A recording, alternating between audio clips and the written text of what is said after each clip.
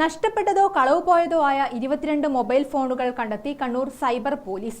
ഇവയത്രയും 10 ദിവസത്തിനുള്ളിൽ നഷ്ടപ്പെട്ടതോ കളവ് പോയതോ ആണെന്ന് കണ്ണൂർ സിറ്റി സൈബർ സെൽ അറിയിച്ചു.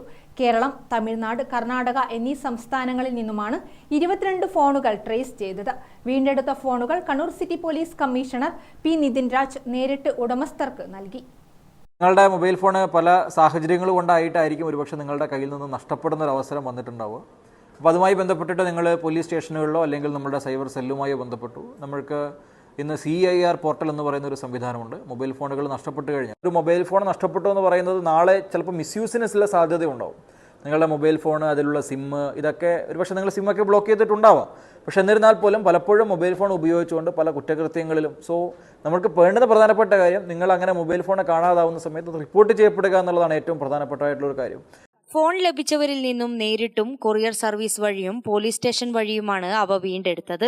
Cyber cell ASI M Sreejith, CPOമാരായ PK ദിജിൻ രാജ്, NK അജുൽ എന്നിവർ ചേർന്നാണ് മൊബൈൽ ഫോണുകൾ കണ്ടെത്തിയത്. ലഭിച്ച ഫോണുകൾ സൈബർ സെൽ ഉടമസ്ഥർക്ക് അൺബ്ലോക്ക് ചെയ്തു നൽകി. കഴിഞ്ഞ 6 മാസത്തിനുള്ളിൽ സൈബർ സെൽ 180ഓളം മൊബൈൽ ഫോണുകൾ കണ്ടെത്തി ഉടമസ്ഥർക്ക് തിരിച്ചു നൽകിയിരുന്നു.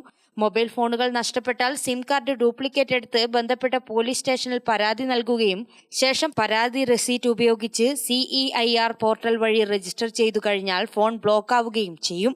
ബ്ലോക്കായ ഫോണിൽ ആരെങ്കിലും സിം കാർഡ് ഇടുകയാണെങ്കിൽ ഫോൺ ട്രേസ് ആവുകയും ചെയ്യും. അതിനുശേഷമാണ് ഫോൺ വീണ്ടെടുക്കുന്നതിനുള്ള നടപടികൾ സ്വീകരിക്കുക. ഗ്രാമിക ന്യൂസ്, കണ്ണൂർ.